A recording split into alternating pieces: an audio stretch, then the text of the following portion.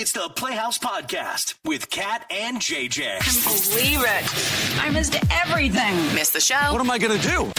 Check out the Daily Podcast. Ooh, this morning, Tales from the Crypt. You learned what about a loved one after they had passed away, and it was a little bit of a jaw-dropping moment. Imagine thinking poor Nana, who just passed away, was a murderer back in the day. That was reality for one of our listeners. We'll get to that in a couple of seconds. Here comes the podcast.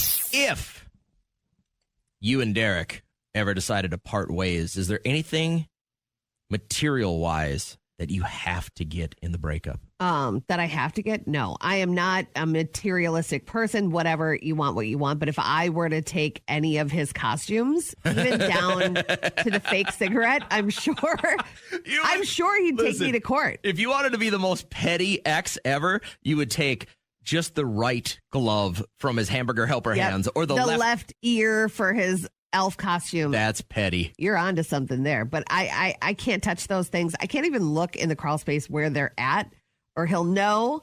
And so I wouldn't even try. But I want to know, is there something that your ex took of yours and you were just really upset about it? It wasn't theirs to take. And this guy in Kitsap, Washington, the police were called because he broke into his ex home to steal her chicken. Hey, show us your hands. I got my chicken. Stand up.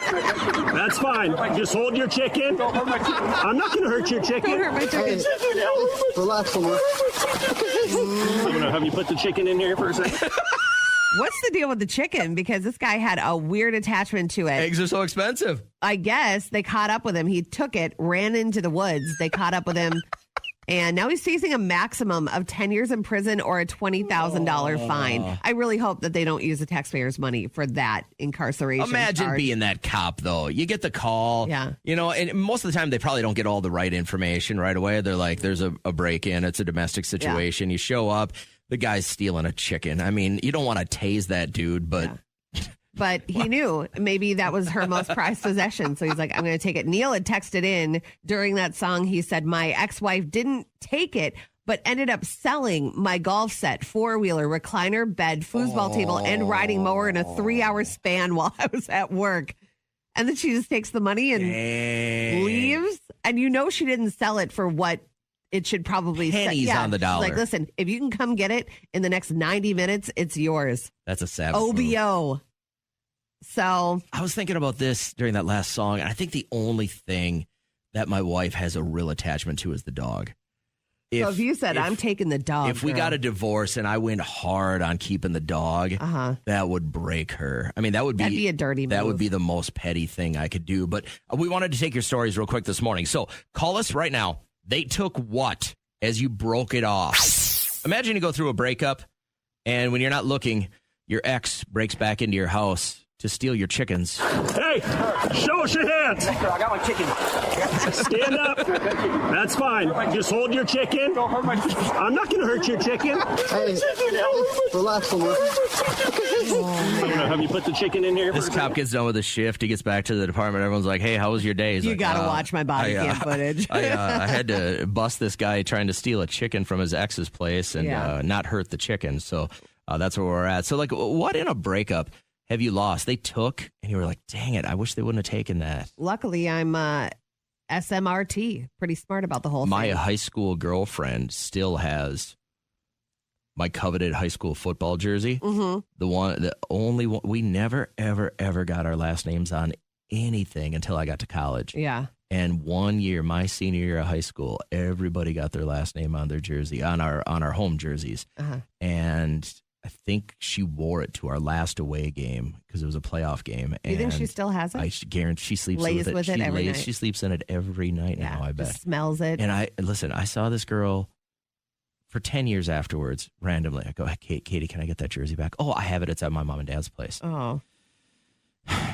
I'm sorry. If it is my dying wish, I will get that thing back. All right. Risa had texted, my neighbor's ex took his doorbell cover in the house.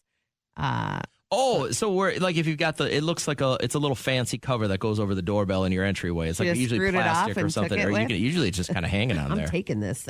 Summer said, my ex-girlfriend took all of my clothing, left one belt, she did the dirty with my dad. And then she told me about it by leaving a voicemail on my message line in jail. So Summer must have been incarcerated. Wow. Are you sure it was Summer in jail, not the girl in jail? No, I think she left it on her voicemail message line in jail. So you could have somebody, like a loved one, leave a message So you're going through a little bit of a rough patch. You're in jail, and then your old best friend calls to tell you she was boning your dad. Salt in the wound. What is wrong with you people?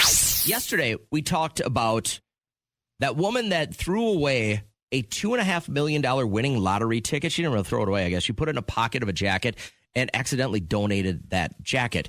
And I was thinking about it all day of like, what have you thrown away? And then a couple of things happened. I heard from one of the salespeople here at work that they had lunch. He had set his glasses right next to his plate and walked away, I don't know, to get a coffee, to get a water. Somebody cleared off the table and threw his glasses away. Were these like Costco cheaters or like expensive glasses? Don't really know, but he needed them to see. I guess. And he had to dig through the trash and then found his glasses there. And then my son, who's 17, he's like a poker fiend right now. Him and all his friends they just play poker nonstop. So he's got like this wad of cash, like a gangster. And he's like, he has a Ridge wallet. You know what I'm talking about? The ones that the cards slide in. It's got a little money clip. And he's like, I have too much money for a Ridge wallet. Do you have a regular wallet I could use? I have too much I know. money I'm for like 17-year-old problems, right? Yeah. And so I gave him this old wallet I had. Like, I haven't used it in at least 10 years. So I clean all the crap out of it, and it's got just stuff in it. And he took it to school yesterday and went to get some money. And you know what was still stuck in there that I haven't been able to find for over 15 years? What? My Social Security card. Oh, really? Yeah, like the original one. Wow. And I was like, oh my gosh, I almost threw that away. Because when we moved, I was thinking about throwing this wallet away. I'm like, when will I ever use this again? Yeah. But I thought this would be kind of a fun topic is what have you accidentally thrown away that had some meaning to you? Just almost happened before we went to Punta Cana. So when my mother-in-law stays with Liam, when we go for that amount of time, they stay at our house or we stay at their house. And I had taken out of the bank like $300 for them to do fun things, go on dates, go out to eat, all that fun stuff. And I don't know what prompted me to get up out of bed, but we had just laid down and I was like, I don't know what I did with that envelope. And it was with the crap mail that I threw out. Oh, you threw away $300. In the middle of the garbage can. And I'm so glad I did that because the next day was garbage day. And so when I ran down there, I almost threw out $300, which would have been a bummer. I threw this up on our Facebook page. Mara had said I threw out a bag of clothes that I was planning on keeping when I moved a couple of years ago. Accidentally mistook them for garbage. A lot of my favorites still missed, including a cashmere sweater. Oh, man. And Rachel said, I accidentally threw out my daughter's entire brand new first birthday outfit, specially ordered it, had it in a bag, mistook it for garbage. Sad. Yeah. You always hear warnings from people that work at like Savers or Goodwill. They say, check your purse pockets, check your wallet pockets. So what's that policy? Let's say you take something to Goodwill. And they're going through your stuff. They're sorting it. They're going to get in the right spot. And there's $500 in the pocket. What happens with that $500? Is it finders keepers, the person that's sorting it? I would think so. I mean, would you tell anybody? There's cameras all over the place. I would assume you're being watched.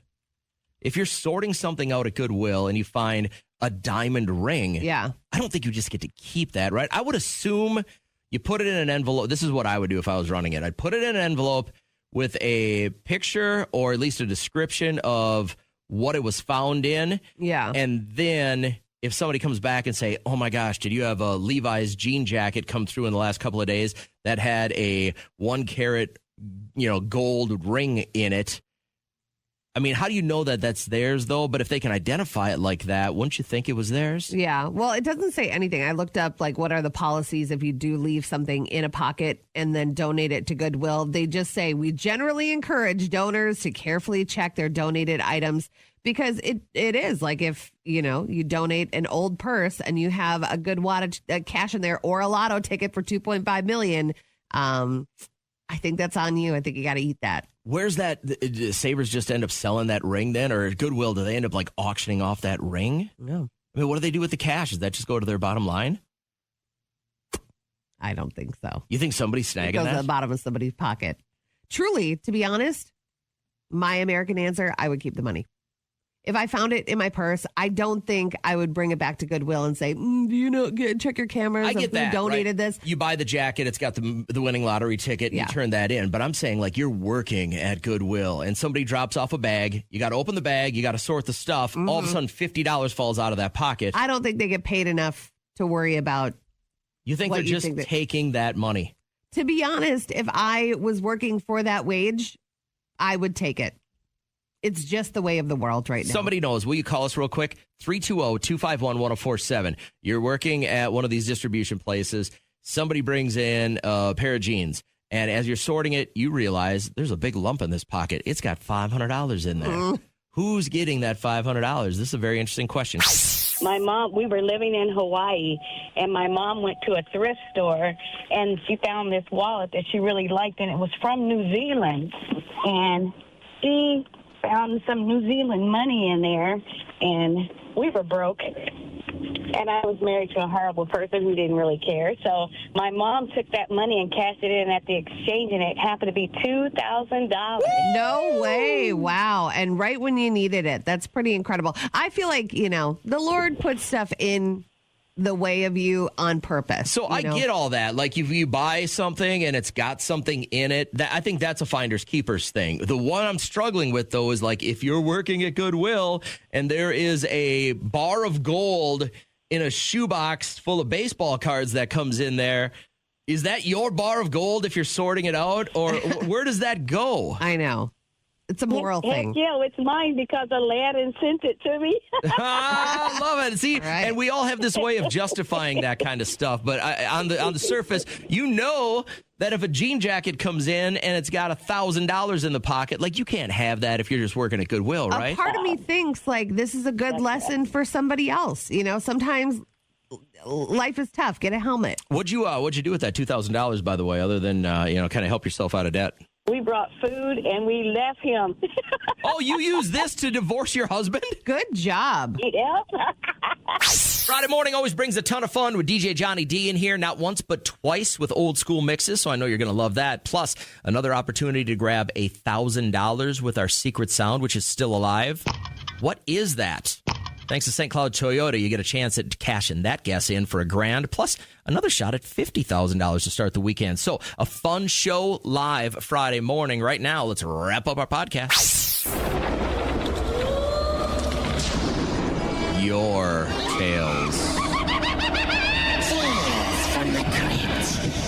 A loved one passed away, and then you found out what? I was inspired by one of our sales ladies whose dad passed away just about a little over a month ago. And she and her sisters were talking, and they ended up, because now it's like dividing up the assets and going about what he wanted for his will and finding a lot of cash that they didn't know that he had.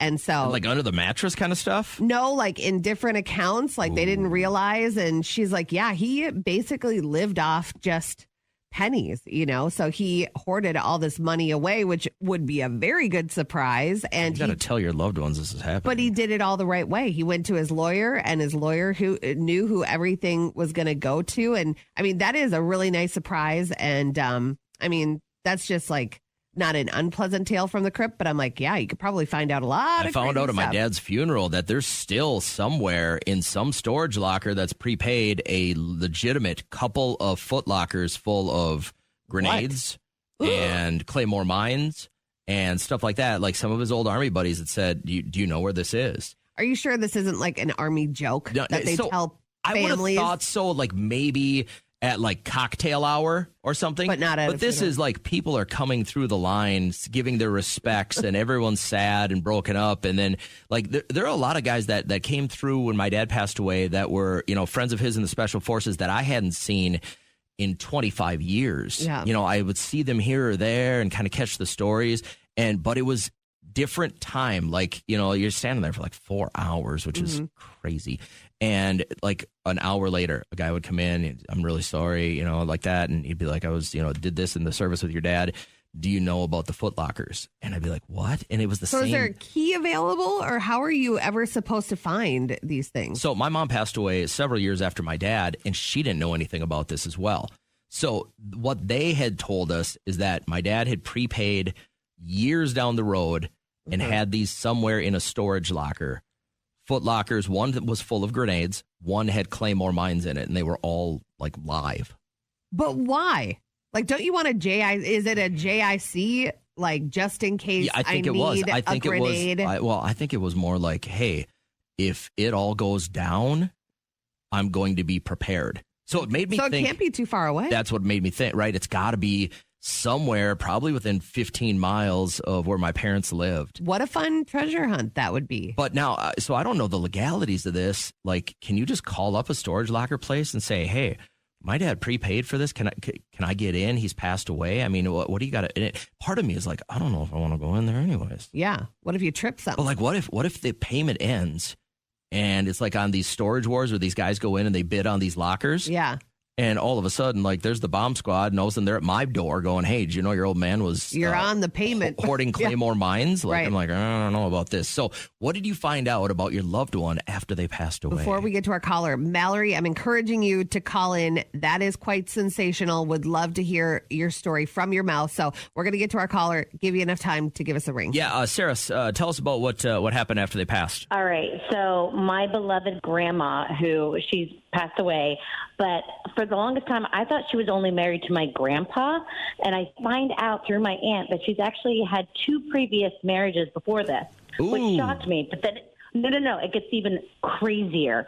Her first husband, she was actually investigated for murdering her first husband. Let's go, way. Nana. Oh, my God. You know, shame on your aunt for telling you this stuff, because I bet your grandmother would love to be in your memory preserved as this sweet old lady. And I wonder why your aunt found it necessary to tell you these dirty secrets. That's wild. I don't know. It was just like my aunt and I were having this moment, but either way, it doesn't matter. It gets crazy. So I was trying to figure out, like, I was trying to do a deep dive and figure out what happened, and you can't find anything. She basically got let go because there wasn't enough evidence, and back then there was like no DNA testing, no nothing. So it was like no one knows, not even my aunt.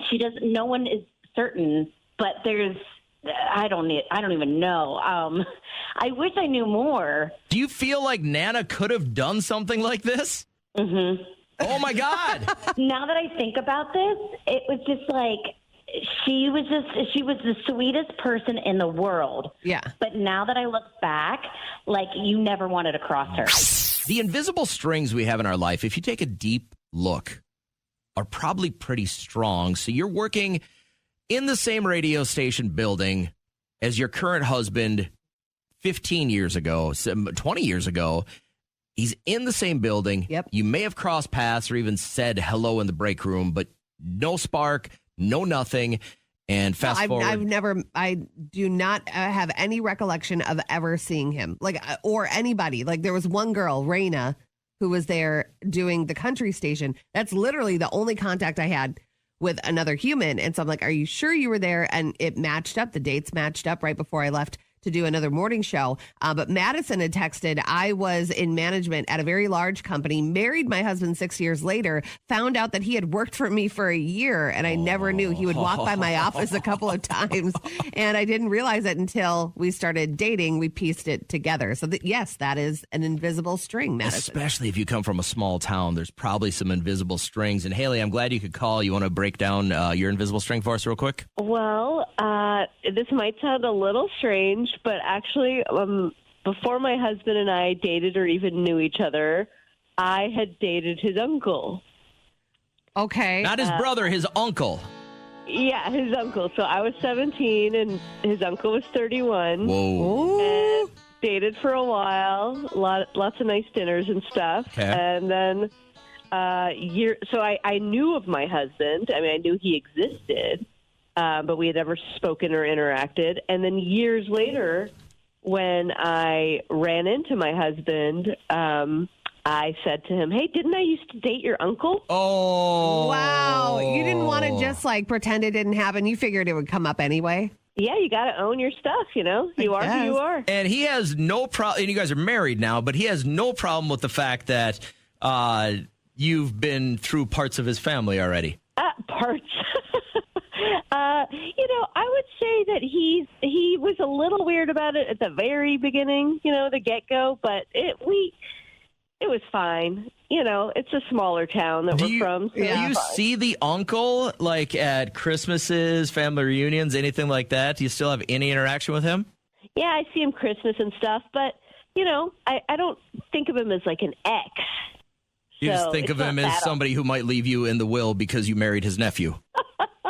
This is as small town as you really get. Can you read Beth's text real quick? This is great. And this is very romantic. I love this story. She says, hey, starts off sad, but ends up amazing. My husband and I had many mutual friends, but we didn't know each other. I was widowed, and a mutual friend had reached out to him and asked if he could help with my lawn or whatever I needed around the house. Turns out he lived 3 houses down around the curve from me, and I could see the backyard from mine. He stopped over. I wasn't going to ask him for help. And then he stopped over again, and we ended up spending hours and hours just sitting on my front step talking.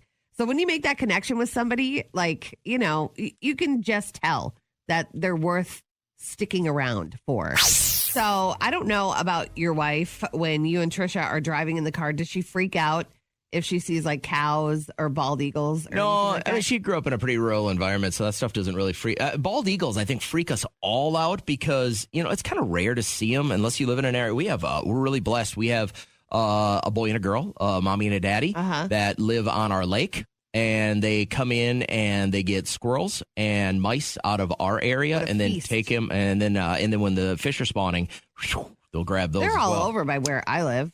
We have a lot of like wetland areas too by it's kind our of home. shocking that they're so big, especially when you see them in flight. Their wingspan is so big compared to like regular birds. Watching this little news clip, and there is a small town outside of Minneapolis, and they have been invaded by dozens of bald eagles. And I can't even tell you, like, that would make my day. There's something about something that is so off limits. Like, if you hit one, what's the protocol? If you hit one with your car, You got to call the cops right away, or the DNR. yeah, so they know that you're not at fault. It is a protected class out there, but nobody is complaining. They think it's great. As soon as the ice left, the skies were full of eagles. We've stocked for like the last 3 years, but we got to believe for the winter kill this year, the timing was right, the weather was right, and the eagles were hungry. Well, I just think it's that image. You know what I mean? It's like that symbol of America and freedom, and they're so majestic and they're so beautiful, and the colors contrast so much that when you see them, you're just like, whoa. Yeah. And I don't know what it is. Like, I'll be driving and, there are cornfields everywhere and there are farms all around here. But when I see a bunch of cows, I'm like, oh, cows. I'm that person. I don't know why. Well, I mean, who was on the phone the other day? We were playing a contest, and she's just like, all right, guys, turkey. Yeah. And I was like, to me, I see so much wildlife on the way in every morning. But there's, I must hit a really big, little bitty baby red fox this morning, and I had to hit the brakes really, really hard. And otherwise, because he was just hanging out, there must have been some roadkill. Yeah. And he was just hanging out in the middle of the road. And I was like, where's your mommy? Well, I wanted to start talking to him like that. Our development is on a possum hunt right now, or like people will. The posts on our development Facebook page are outrageous. It's sometimes twice a day. He's under my deck waiting for him to come out. And it's leave him alone. It's very hard to catch those guys. Yeah. They're and you very don't crafty. want anything to do with them, right? Because they can be a bit evil. I just think they're like any other animal. You corner them and they're going to fight. Yeah. And most of the time they have their babies with them. But yeah, it's just some people take wildlife for granted. My friend Jess, looking out her front door every single morning, she could see 20 to 30 deer just eating.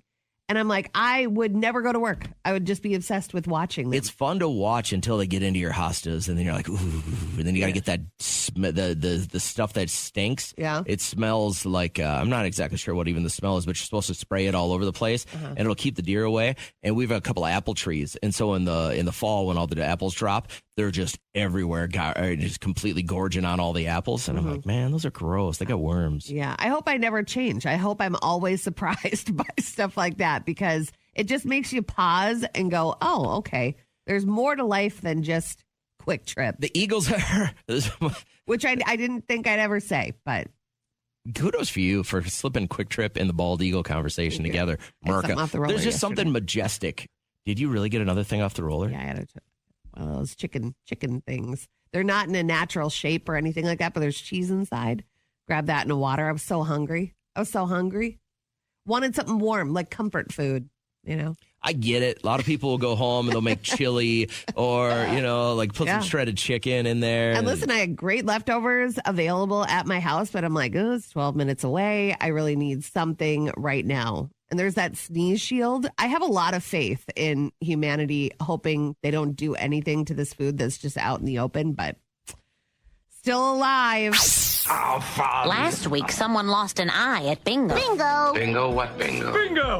All right, let's fully lay out what we're looking for this morning in Listener Bingo. If you're the first to call and you fit either one of these scenarios, you get the bingo and your story gets on the radio. Are you somebody listening who is in the service industry and you have just a story about one of the worst customers that you've ever run into? This woman on TikTok, her name is Katie, sharing her restaurant server obnoxious customer stories. If you ever wondered what it was like working in the service industry, I had a man come up to me. He ordered chicken wings. I said, "Did you want barbecue sauce or plain?" He said, "What's the difference?" I had another guy order a sandwich. I rang it in. He said, "I'm sorry, I didn't specify whether I wanted a side salad or fries." I said, "Oh, it automatically comes with the side salad." He goes, "But I get a choice." I said, "Kind of. It's going to come with the side salad, but if you'd like to change it, you can. But it said on the menu I get to choose." "Okay, sir. What would you like?" "I'd like a side salad, please." I would crack. I worked at a Haagen-Dazs shop my junior year in college, and we would have, when you eat ice cream, what do you want right after? Water. Water, right? So we had a little water thing with, like, if you go to the dentist, you get those little shots you get to rinse out with. We had those little cups there for free water. And then we also had water on the menu. We would sell you a bottle of Poland Springs water for $2, whatever the deal was, right? It was at the Mall of America, so it was like a high-end thing. And I had a lady get the little thing, and she goes, "So I could have this for free, or I could pay $2 for a bottle of water." And I go, "Yeah." And she went like this and flicked it on me. Oh. Like it was on my purple shirt. Hell no. And I'm like, "You still want the water?" Yeah. And so she's like, "Yeah." And I go, "All right, it's going to be whatever. It was $2.18 or something like that with tax, right?" And so I unscrewed the lid as she was grabbing it. She put the money down. Exact change, by the way. Yeah. She puts the money down, and I unscrewed the lid enough where when she went to grab it, I squeezed her hand, and the water came out all over the top of it. Wow. Like, people can just be jerks. So you're looking for anyone listening who has that customer service story where you just want to rant a little bit. What did they do to you? You didn't turn to violence, but it could have happened pretty easy. I'm looking for anyone listening who is super musically talented. You play 3 or more instruments. It was such a heartbreaker when I decided to not play the piano anymore. My mom, she'd kind of put herself through college with a musical scholarship. And when I started playing piano, I could tell she was like, oh my God. It's he's going to so be just hot like when me. a guy plays piano. And then, my friends started making fun of me. So I'm like, I bailed. I'm like, "Mom, I don't want to do this anymore." And then I saw she also gave like piano and organ lessons in our house. And I saw some of the dweebs that were coming in that were dudes that were taking piano lessons. And I was like, that. But they were. I'm not saying somebody might be playing piano right now and you're calling them a dweeb. No, I'm calling these guys a dweeb. The guys that were in my house taking piano lessons from my mom at 14 instead of being outside playing with their friends, which they probably didn't have any anyways.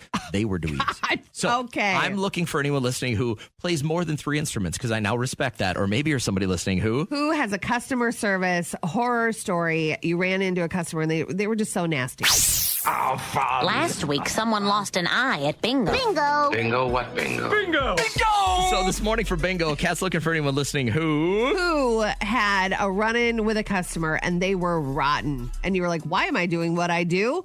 All right, what's your story? Super memorable. I'm looking for anyone who plays more than 3 instruments. You are super musically inclined. Ben, that chipmunk thing was pretty funny though, right? Yeah. Thank you. I Was it appreciate really? it. Yeah. Did you just say I'd heard that before? No. Okay, good. I didn't think so. So which one do you fit, man? You're going to get the bingo. Which one is good for you? Yeah, so I work in the service industry. So. Okay, and what happened? You had a run-in with a customer and it just left you like going home, shaking your head. Like, what kind of world do we live in? Yeah, so basically, so I work at Chipotle, right? Okay. And there have been many instances where people will ask for a burrito.